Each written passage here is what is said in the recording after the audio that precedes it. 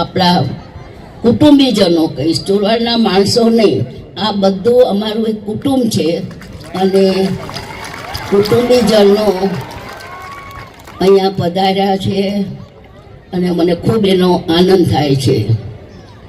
અને ધીરુભાઈ માટે તો તમને બધાને ખ્યાલ છે કે ધીરુભાઈ પહેલાં મેટ્રિકની એક્ઝામ આપી અને એડન જવા ગયા.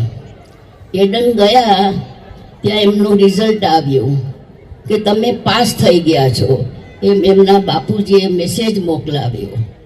તો ધીરુભાઈ હસીને કહ્યું કે હવે પાસ અને નાપાસ એમાં શું ફરક છે, હું તો એડન અહીંયા નોકરી કરવા આવી ગયો છું. ઘણા વર્ષો થઈ ગયા અને એડનમાં 7 વર્ષે તમને સિટીઝનશીપ મળે.